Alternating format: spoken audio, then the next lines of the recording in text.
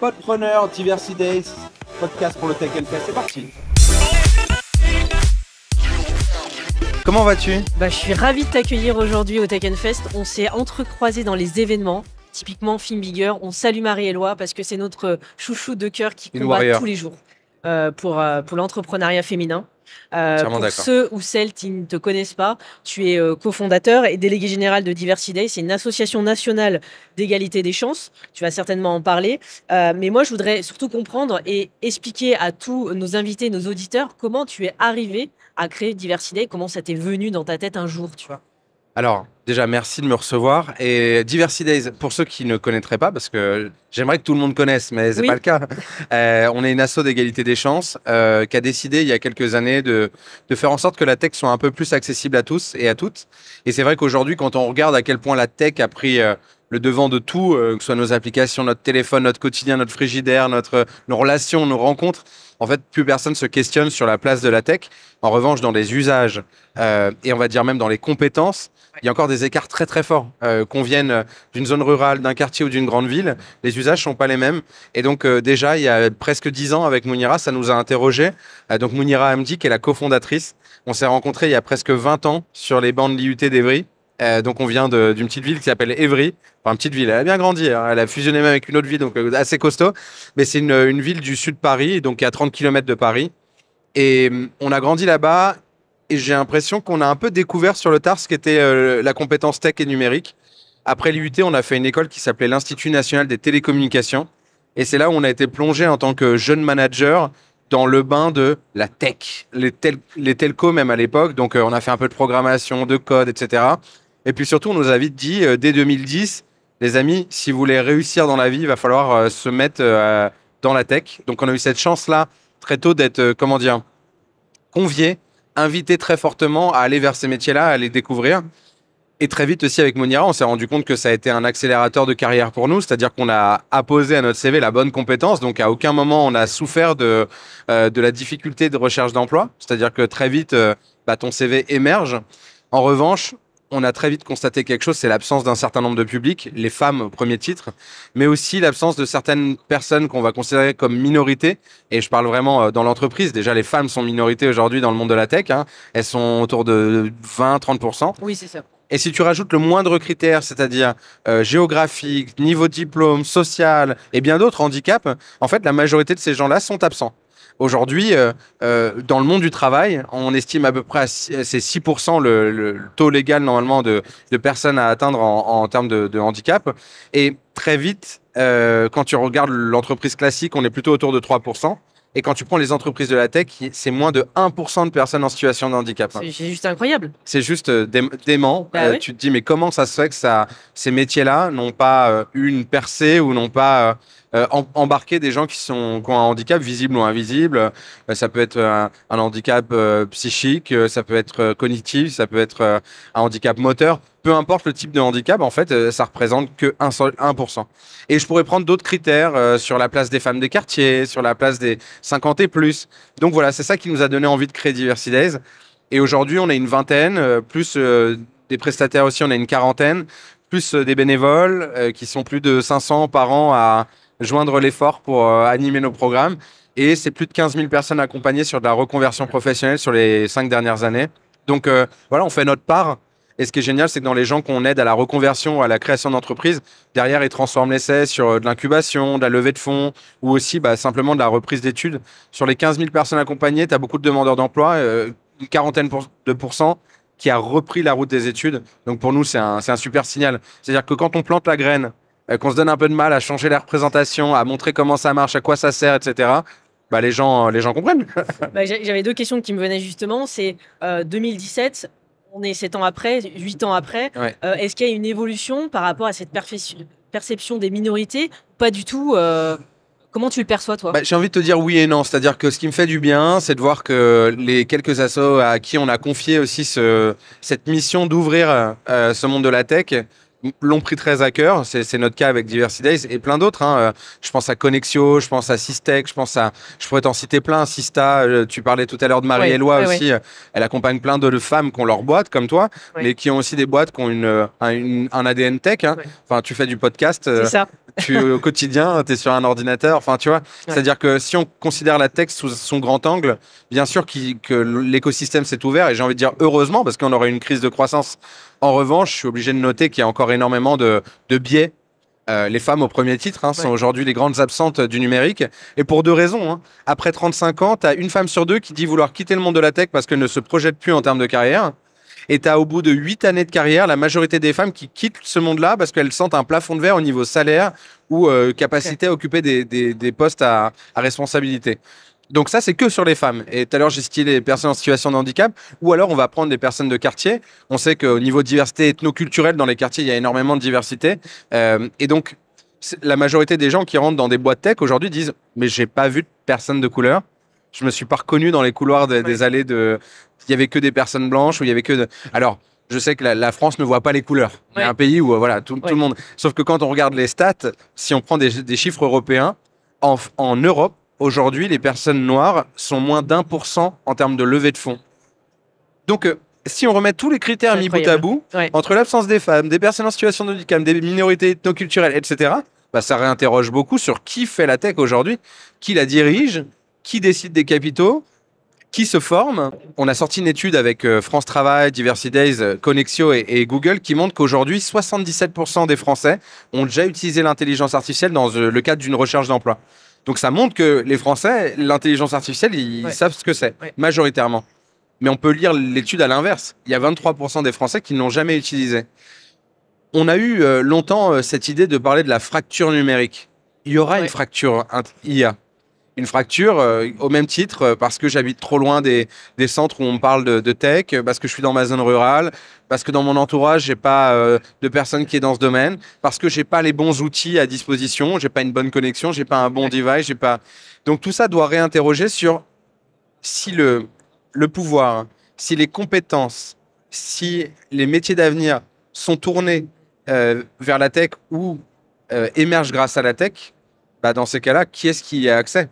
Et s'ils sont toujours les mêmes, on crée un rapport de force qui est disproportionné et qui n'est pas le bon. L'IA, on va en reparler, mais qu'est-ce qui fait qu'il y a encore des personnes qui ont des difficultés à accéder à l'emploi, de manière générale? Tu as parlé des femmes et des personnes handicap. C'est quoi? Ça donne une mauvaise image?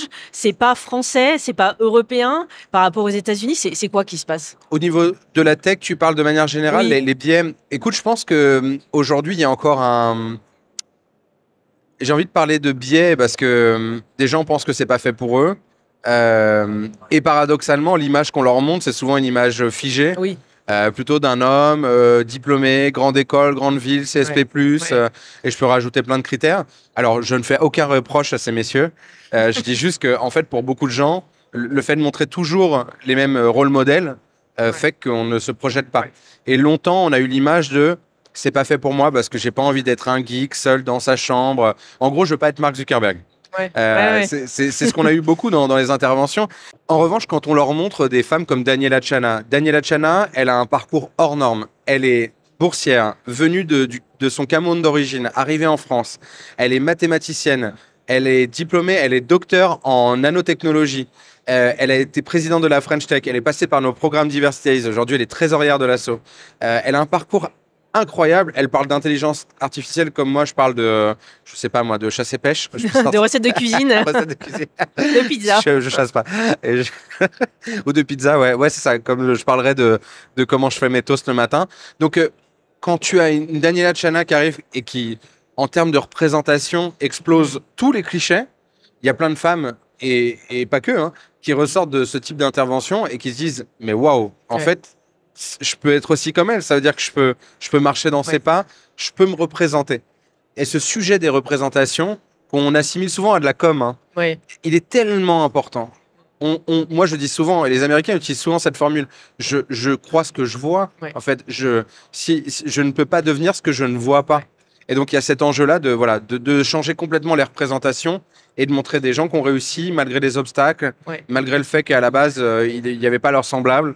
Et ça donne beaucoup de force c'est le but de Diversity Days aussi, au-delà d'accompagner les gens, c'est d'avoir un maximum de travail qui est fait sur les représentations dans les médias, sur une scène comme aujourd'hui le Tech Fest. Comment, voilà, moi je suis venu avec Sabrina, que tu vas recevoir dans le podcast aussi, qui est avocate, qui vient de Cergy, voilà, qui a pas eu d'avocate dans son entourage, qui utilise la tech au service de son métier. Donc voilà, on a plein d'opportunités de montrer que les parcours peuvent être pluriels dans la tech. Ce que j'aime bien que tu dis justement, c'est de ne pas hésiter, parce que les réseaux sont une vitrine, soyons clairs, les podcasts aussi comme nous. Et moi je dis, il ne faut pas hésiter à aller se montrer, expliquer, prendre la parole, parce que souvent les femmes, comme tu le disais, disent oui, mais je n'aurai pas grand-chose à raconter, oui, mais ça ne va pas faire bouger les choses.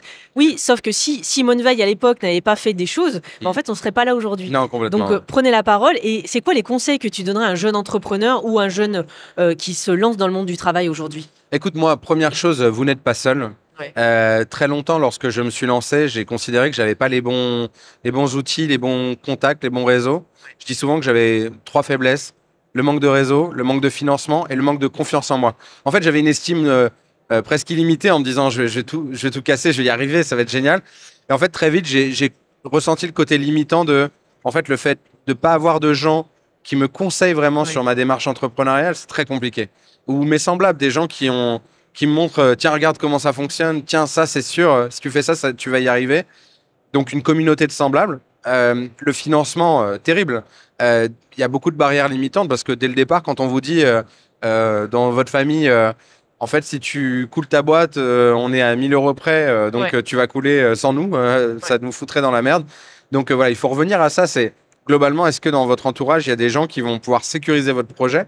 Et le troisième, c'est le réseau. C'est qui mes premiers clients? Qui est-ce qui commence à me faire confiance, etc. Et donc, c'est pour ces 3 raisons qu'avec Mounira, on a consolidé Diversity Days en se disant, on va créer une espèce de famille d'entrepreneurs qui s'entraident.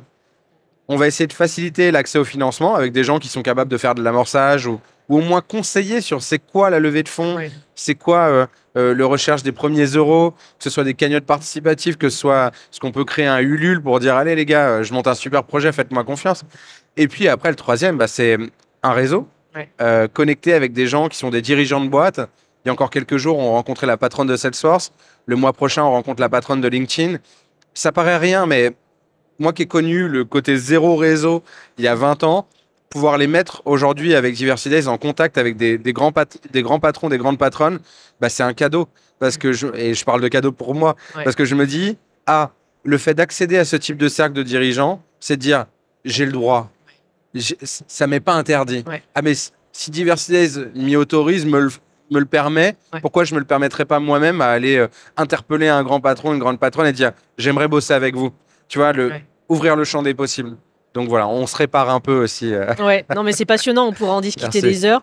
Aujourd'hui, on est au Tech Fest. Pourquoi tu as choisi de venir au Tech Fest? Alors déjà, ils m'ont invité, donc comment refuser? Ouais, mais il y en a qui refusent. Hein. Ah ouais, c'est vrai. Ils sont snobs alors. Non, écoute, moi je suis très admiratif du fait qu'en région, on arrive à faire des grands rendez-vous comme cela. Tu vois, je rentrais en disant tiens, c'est marrant, il y a des allures de Vivatech. Et je sais qu'à l'époque, il y a eu la même chose et qui continue à cartonner avec le Web Today à Nantes. Je suis un grand promoteur, défenseur des régions et de dire qu'en fait, le talent, la tech, les potentiels, les idées, la créativité, la capacité à rassembler, c'est pas un monopole d'une capitale ou d'une grande ville. Donc, savoir que Grenoble a son grand festival de la tech, c'est un super honneur. Et surtout, big up à eux, quoi. C'est innovant, c'est frais, ils ont repris les codes du festival. Franchement, c'est chambé. Et je suis très, très heureux d'être une modeste partie de ce grand rendez-vous. Ouais, ça fait plaisir que dans nos provinces, dans les Alpes, souvent on me dit « Ah, mais c'est pas un événement parisien ». C'est ça. Et tu vois, comme quoi il faut pas oublier aussi les petites villes, comme tu disais. On vient, moi aussi je viens d'une petite ville, et ça c'est important et ça montre aussi l'exemple. Et puis en fait, ça ouvre le champ des possibles. Un gamin qui habite autour et qui est dans sa petite zone rurale, qui voit passer ça parce que, je sais pas, il a vu une pub ou un truc sur les réseaux, qui se dit tiens, je vais peut-être me donner un peu de mal, je vais demander à mes parents de m'emmener ou j'en sais rien. T'imagines le champ des possibles qui lui est ouvert aujourd'hui? Donc moi j'ai cette crainte rationnelle parce que j'ai vécu dans un quartier qui s'appelle Jean Rostand à Évry-Courcouronnes et aujourd'hui je vis en zone rurale. Et le point commun que je trouve à ces deux zones-là, c'est la reproduction sociale. En fait, on nous a tellement pas montré ce qui existait que parfois on s'est dit bah c'est pas possible ou je vais pas y arriver ou je me reconnais pas là-dedans. Et donc on s'auto-limite, mais de manière rationnelle parce qu'on se dit bah je le vois pas dans mon entourage. Et la tech aujourd'hui, on a beau être tous très connectés, il y a plein de gamins qui savent pas ce que sont les métiers de la tech. Et gamins et pas que, hein, et personnes en reconversion, 45 et plus, que ce que je disais tout à l'heure. Mais plein de gosses qui se disent, mais ça a l'air intéressant, mais ça me paraît quand même flou. Là, c'est une opportunité géniale avec ce que j'ai vu, les Fab Labs, toutes les boîtes tech qui sont présentes, qui montent leur métier, toute la partie aussi job dating qui est fait par France Travail avec des boîtes du territoire, toute la partie conseil, toutes les boîtes aussi qui montent des innos, des écoles d'ingé, etc. C'est génial. D'un coup, pour plein de gosses, c'est peut-être ça demain que je peux faire. Et moi, sous cette ouverture de champ des possibles, je suis. C'est ça, j'allais dire, l'ouverture des champs des possibles à n'importe qui, même qui ne connaît pas. L'IA, t'en as un petit peu parlé. Nous, on le perçoit pas comme un danger. On est des experts du web et de la com, donc forcément, on l'utilise à bon escient. Qu'est-ce que tu as envie de dire justement à des jeunes ou des moins jeunes par rapport à l'IA? Écoute, il y a beaucoup de métiers dans lesquels on se projette parce que c'est un métier de proximité. Caissier, vendeur, conseiller bancaire. Il y a une majorité de ces métiers qui vont être percutés par l'IA. Ils vont pas être transformés. Je veux dire, on le voit tout de suite dans un magasin. Voilà, maintenant, tu scannes tes produits. Il y a quelqu'un au mieux pour superviser que tu as bien tout scanné. En industrie, j'en sais quelque chose. Ma moitié travaille dans une industrie et sur un travail de chaîne. Et voilà, il y a beaucoup de choses qui vont être automatisées. Donc, l'humain va assister la machine davantage que l'inverse. Pareil sur le métier de vendeur. Aujourd'hui, voilà, les outils d'aide à la vente, c'est ton téléphone, tu vas scanner ou tu vas screen sur Insta et voilà, acheter ton produit en ligne. Donc, on va avoir une transformation qui va être la plus rapide et la plus percutante peut-être de l'histoire de nos sociétés modernes. Et là-dedans, il y a les bénéfices et les faiblesses. Il y a les gagnants et les perdants. Et en fait, je me dis, pour beaucoup de jeunes et moins jeunes, j'ai envie qu'on soit du bon côté de l'histoire en se disant, ça va être une opportunité et on va en voir que les bénéfices. Mais j'ai aussi mes craintes à me dire, il y a des métiers qui vont disparaître très, très vite parce qu'on va considérer que l'IA fait mieux qu'eux. Et on voit bien cette montée en puissance de l'IA qui va être très rapide, où aujourd'hui, sur des tâches simples, administratives, on arrive à optimiser et dès demain, on va automatiser. Et donc, ça veut dire qu'il y a un certain nombre de jobs qui vont disparaître. Si ces gens-là sont concernés par l'IA, et quand je dis ces gens-là, c'est aussi bien le comptable que l'avocat, ne sont pas conscients de comment j'utilise l'IA, comment j'en fais une compétence utile au quotidien et comment je me forme.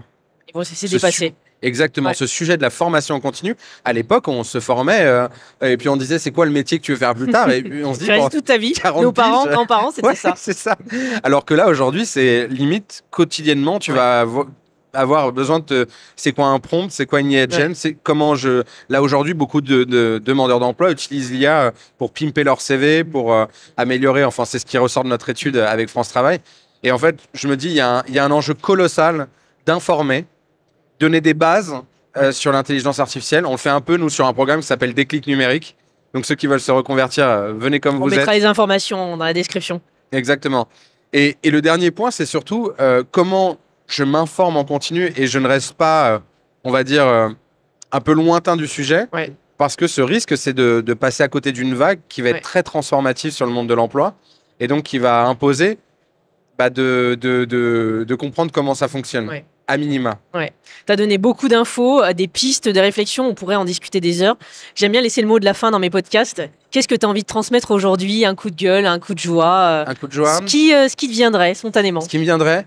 Non, je suis très optimiste sur la force de plein de gens qui créent. En fait, le principe de la bonne idée, c'est pas la tech qui va le transformer.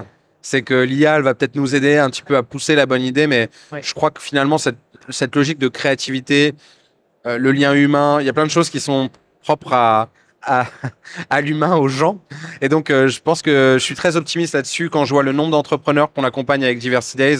Je vois des humains géniaux qui ont des idées géniales. Mon but, c'est plutôt de les pousser à aller encore plus loin, faire en sorte que la tech soit leur levier pour pas passer à côté de cette grande vague. Et voilà, ça me rend heureux, optimiste. Et j'ai envie que la plupart d'écoles aient leur place dans ce grand monde. Donc voilà, je me bats pour ça. C'est ça le sens de mon engagement. Et je remercie le Tech Fest de laisser une place à cette innovation sociale ou à ceux qui œuvrent pour l'intérêt général. Une belle bataille, je trouve, avec le cœur. C'est ce que j'aime beaucoup. Merci pour ce temps. Et on mettra les informations pour tous les internautes qui nous suivront dans le podcast du Tech Fest. Génial, merci Tassia. Antoine. À bientôt. À bientôt.